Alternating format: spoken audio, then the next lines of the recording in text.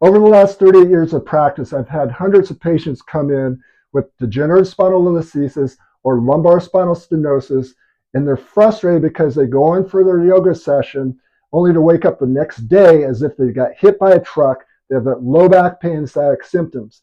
And they're thinking, what the heck happened? I thought I was doing all the good things for my spine. In this video, I'm going to show you the yoga poses, exercises, stretches that are aggravating, they're creating the problems. And I'm going to give you modifications that you can do that I've given to myself and my patients over the years. Now when they go into their yoga sessions and performing these poses and exercises and stretches, they're actually going to strengthen, stabilize, stiffen up around that spine. They look forward to getting stronger and not wake up with that athletic hangover of low back pain and sciatic symptoms. Hi, my name is Dr. Rob Bates. I'm a chiropractor and a certified athletic trainer. Before you do any of these exercises, make sure you check with your healthcare provider to make sure this is correct for you. If you want my free program on spondylolisthesis or lumbar spinal stenosis, just go ahead and shoot an email to this address and put in the specific program that you want, either lumbar spinal stenosis or spondylolisthesis, and I'll shoot that out to you right away. Now with both degenerative spondylolisthesis and lumbar spinal stenosis, it's really important to avoid extension type of movement. You're going to focus more on flexion base. With degenerative spondylolisthesis and lumbar spinal stenosis, typically going to be an older population above 50, and it's an alignment issue to where the older you get, the more instances there's going to be of these problems. Degenerative spondylolisthesis, it's where one or more of the spinal bones in the low back is slid forward. Those people are going to have more an accentuated lumbar curve, so it's going to hyperlordotic curve. Any type of extension movement is going to jam and irritate those nerves. Also with lumbar spinal stenosis, it's a narrowing of the spinal cord where the vertebrae, where the spinal cord and nerves exit. So you're going to have any type of extension movements will narrow that and make things worse. So both of these conditions, you're going to avoid extension and type of exercises, and you want to promote more flexion-based exercises. So when you go into yoga session, you avoid the extension parts of the bow, cobra, lunge, the bridge, cat-cows. These are type of things that if you do full extension repetition or hold the long holds, it's going to create a lot of compression, irritate, and make things worse, and that's where you wake up the next day with the symptoms. So the principle that you want to do is you want to keep in the more flexion-based exercises. You want to stay more in a flexed position. For example, the bridge, you want to be able to just go ahead and brace abdominals. You perform a pelvic tilt, flatten out that lumbar spine. You bridge up into that bridge position, contracting the glutes. Avoid the extension, and you hold this for 30 seconds. If you're doing any type of lunges, you want to avoid the extension.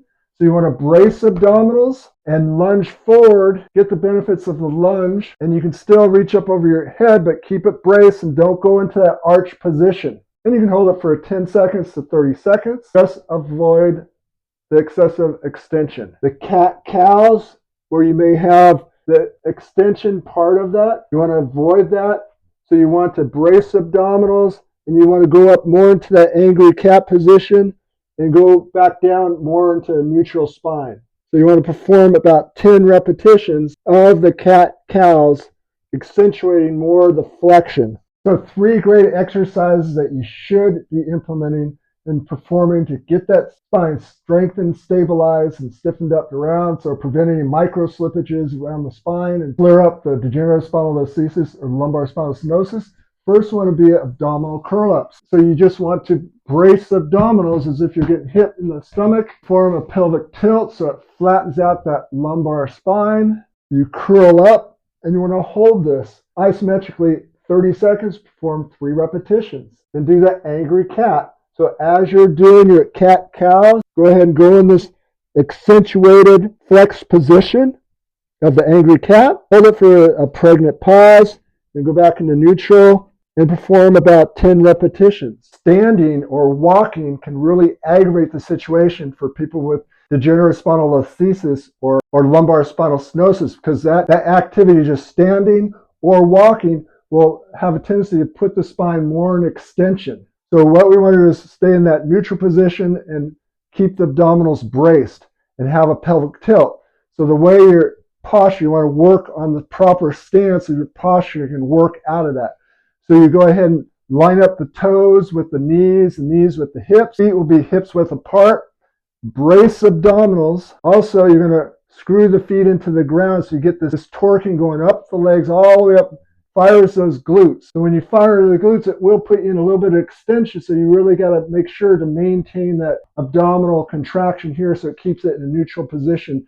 And you want to perform a little bit more of a pelvic tilt. That'll help flatten out the spine a little bit and open up the holes for the lumbar spinal stenosis, but also flattens out the spine for degenerative spondylolisthesis. You practice posture, and when you're in this posture, allow you to stand and walk longer without getting flared up into pain. So apply the principles. Just be aware of the type of exercise when you're moving around the house, but the type of exercise you're performing to where it's not too much extension, and you can neutralize it by that flexed or neutral position. If you want my free home program on degenerative spondylolisthesis or lumbar spinal stenosis, just go ahead and email me to this address and then put down the subject which program that you want, either the stenosis program or spondylolisthesis. We really appreciate serving you. Keep spreading the word, and we'll see you on our next video.